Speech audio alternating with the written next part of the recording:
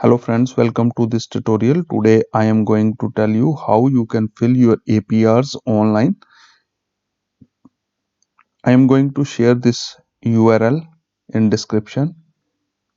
By clicking on this URL, you can directly access this page. In this page, what you have to do is you have to use your credential, your username and password to log in to Preche app. So let's start with my credential.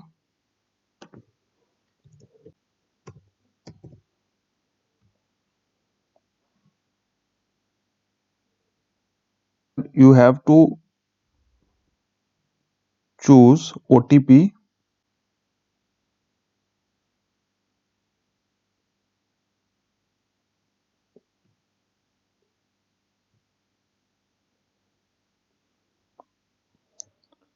When you enter your OTP, इस तरह का एक page जो है आपके पास आ जाता है। आपको अपने पेज के ऊपर इस तरह की विंडो जो दिखती है इसके ऊपर क्लिक कर लेना है। After clicking that you have to press okay and इस तरह से एक विंडो जो है वो आपके सामने ओपन हो जाएगी। यहाँ पे आपको माई पावर की वैल्यू जो है अगर 0 दिख रही है तो ये वाली स्क्रीन जो है ब्लैंक होगी। अगर यहाँ पे वैल्यू 1 है तो इस स्क्रीन के ऊपर इस तरह से आपको कुछ इन्फॉर्मेशन दिखने वाली है, जहाँ पे कि ए पार आईडी जो है उसके नीचे एक यूआरएल आपको दिखेगा। इस तरह से ब्लू कलर का एक नंबर दिखेगा, बाकी रेस्ट दीज आर ब्लैक, ये कुछ भी नहीं है। इसको हाइपरलिंक कहा जाता है। इसके ऊपर आपको क्लिक करना है। When you click on this hyperlink, जब आप उस पर क्लिक करते हैं तो इस तरह की एक विंडो जो है आपके सामने अपीयर हो जाती है, जिसमें कि आप अगर देखेंगे स्टैंडर्ड के अंदर basic information and self appraisal, ये दो टैब आपको दिखेंगे। बेसिक इंफॉर्मेशन, सेल्फ अप्रेजल, ये दो टैब आपको दिखेंगे। इन दोनों टैब्स में से आपको जो सेल्फ अप्रेजल का पार्ट है उसको फिल करना है खुद से। देखिए जैसे यहाँ पे ये फर्स्ट क्वेश्चन जो आपको पूछा जा रहा है, that is brief description of duties, आपको ये फिल करना है। ठीक है, इसमें कुछ लिखना है आपको, brief description of your duties आपको टाइप करना पड़ेगा। देन टारगेट आपके जो है वो आपको यहाँ पे इसका आंसर भी देना है, इसका रिप्लाई भी देना है। क्वेश्चन को आप यहाँ पे पढ़ सकते हैं। पार्ट बी जो है 2.1.1 का पार्ट ए ब्रीफ डिस्क्रिप्शन है। पार्ट बी जो है इस तरह से यहाँ पे क्वेश्चन पूछा गया है। यहाँ पे आपको टारगेट मेंशन करने, यहाँ पे अचीवमेंट मेंशन करनी है आपको। ठीक है, और उसके बाद आपके पास थर्ड क्वेश्चन जो आता है, please indicate the number of days night spent on activities. Tour आपको यहाँ पे डेज एंड नाइट में मेंशन करने हैं। राइट, आपको ये पार्ट जो है ये आप देख रहे हैं, जैसा यहाँ पे ये जितने भी क्वेश्चंस आपको यहाँ पूछे गए हैं इन सब के आंसर्स देने के बाद, रिप्लाई लिखने के बाद आपको क्या करना है, ये जो पार्ट है इसको सबमिट करना होता है रिपोर्टिंग अथॉरिटी को। जो भी आपकी रिपोर्टिंग अथॉरिटी है उसको उनके पास ये चली जाती है इंफॉर्मेशन। अब ये रिपोर्टिंग अथॉरिटी जो है ये आपके कस्टोडियन ने वर्क फ्लो के अंदर ऑलरेडी क्रिएट किया होता है कि कौन आपका रिपोर्टिंग अथॉरिटी है, कौन रिव्यूइंग है और आपका एक्सेप्टिंग अथॉरिटी कौन है। तो उसकी आपको चिंता नहीं करनी। आपको ये फिल करने के बाद आपको सेंड टू रिपोर्टिंग अथॉरिटी कर देना है। अगर आप ये जो इंफॉर्मेशन यहाँ भर रहे हैं इसमें अगर आपको ये लगता है कि इसमें आपको कोई बाद में एडिशन या डिलीशन करनी पड़ सकती है अभी, तो आप इसको सेव एज ड्राफ्ट करके रख दें। सेव एज ड्राफ्ट, आप सेंड टू रिपोर्टिंग अथॉरिटी पे क्लिक ना करें, सेव एज ड्राफ्ट कर दें। ठीक है, तो जो भी आपने यहाँ पे लिखा होगा वो सेव रहेगा और आप उसमें बाद में एडिटिंग करके तो बाद में भी सबमिट कर सकते हो उस चीज को। ठीक है, वो चाहे आप 1 घंटे के बाद करो, 1 दिन के बाद करो, 2 दिन के बाद करो, जब आपका जो है वो कंप्लीट हो जाए तब आप उसको सबमिट कर सकते हैं। सेंड टू रिपोर्टिंग अथॉरिटी जब हम क्लिक करते हैं तो आपका एंड देन इसको करेंगे, once form is submitted data will not be change, are you sure you want to submit. अगर मैं इसको ओके करता हूँ, इसको मैं ओके करता हूँ तो मेरे पास एक पेज जो है वो ओपन हो जाएगा। वो पेज जो है उसके ऊपर मुझे क्या दिखेगा, नेक्स्ट पेज के ऊपर मुझे डिजिटल सिग्नेचर दिखेंगे।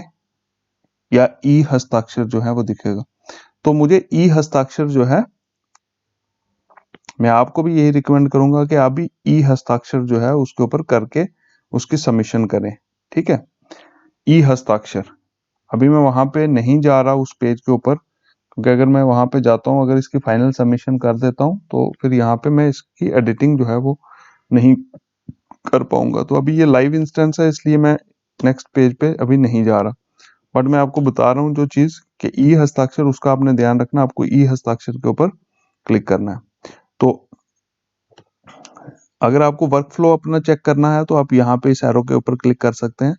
तो इस तरह से आपको एक वर्क फ्लो जो है वो दिख जाएगा। ठीक है, कि आपका reporting officer, reviewing officer, accepting officer जो है वो कौन है। ठीक है, जैसे मैंने अभी आपको बताया कि ये फॉर्म सबमिट करने पे आपका रिपोर्टिंग अथॉरिटी के पास चला जाता है। जब रिपोर्टिंग अथॉरिटी इसको सबमिट करेंगे आगे आपके फॉर्म को, वो रिव्यूइंग के पास चला जाएगा, फिर देन एक्सेप्टिंग अथॉरिटी के पास चला जाएगा। तो ये बात आ गई सेल्फ अप्रेजल की। अभी एक चीज और जो बेसिक इंफॉर्मेशन है उसके अगर पार्ट की मैं बात करूं, तो अगर बेसिक इंफॉर्मेशन जो है इसमें अगर आपको कोई वेरिएशन लगती है कि ये आपके पास कैसे आई बेसिक इंफॉर्मेशन, वो कस्टोडियन के थ्रू आई है। ठीक है, कस्टोडियन ने फिल करके ये आपको सबमिट किया है। अगर आपको ये जो फील्ड आपको दिख रहे हैं, इसमें अगर कहीं पे आपको लगता है कि कोई कोई फील्ड में एरर है या कोई फील्ड गलत भरा गया है, तो आप यहाँ से सबमिट कर सकते हैं, सबमिट डेटा एरर रिपोर्ट। यह आप पार्ट देख रहे हैं, डेटा एरर रिपोर्ट, यहाँ से सबमिट कर सकते हैं। जब आप इस पर क्लिक करते हैं तो देखिए इस तरह से एक आपके पास डेटा एरर रिपोर्ट का जो ये मैसेज बॉक्स है ये ओपन हो जाता है। यहाँ तो आप लिख सकते हैं DOB इज नॉट करेक्ट। तो आप यहाँ पे मेंशन भी कर सकते हैं करेक्ट DOB क्या है। अगर मतलब मैं एक एग्जांपल दे रहा हूँ आपको, आप वो करेक्ट जो डेट है वो मेंशन कर सकते हैं यहाँ पे। या कोई आपको ऐसा लगता है कि जैसे एकेडमिक क्वालिफिकेशन जो है वो यहाँ पे गलत भरा गया है, तो आप वो यहाँ से एरर रिपोर्ट के थ्रू सबमिट कर सकते हैं। ये भी वैल्यू जो है वो आपके कस्टोडियन के पास चली जाती है, जो यहाँ से आप सबमिट करते हैं। तो वहां पे फिर वो अपने एंड पे इस चीज को रेक्टिफाई कर सकते हैं।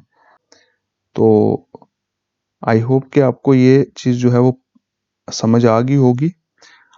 अभी एक चीज और जो है वो इम्पोर्टेंट है जो मैं आपको बताना चाहता हूँ, वो यहाँ पे अगर आप देखेंगे तो माई पार की वैल्यू भी 1 रहा है, असेस पार की वैल्यू भी यहाँ पे 1 शो कर रहा है। तो असेस पार जो है, अगर आप DDO हैं तो ये असेस पार भी आपको दिखेगा यहाँ पे, इसकी वैल्यू भी नॉन जीरो होगी। तो असेस पार में आपके पास जो एम्प्लॉय रिपोर्ट करने वाले हैं,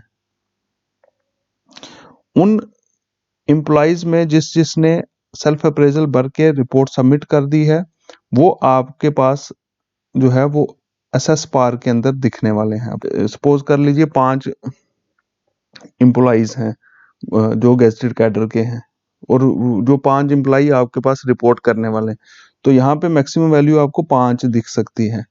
ठीक है, अभी जैसे 1 दिख रही है, तो इसका मतलब है कि अभी तक एक एम्प्लॉय ने आपके पास सेल्फ अप्रेजल भर के सबमिट कर दिया है। ठीक है, तो ये है सारा जो प्रोसेस यहाँ पे जो आपको इसमें करना है। तो आज की वीडियो में इतना ही। आई होप कि आपको जो प्रोसेस मैं समझाना चाहता था, जो चीज़ें मैं बताना चाहता था, वो आपको समझ आ गई होंगी। तो अगर कहीं कोई प्रॉब्लम या दिक्कत है तो आप कमेंट सेक्शन में वो चीज़ लिख सकते हो। तो thank you, thanks for watching this video. मिलते हैं नेक्स्ट वीडियो में। Stay tuned, stay connected.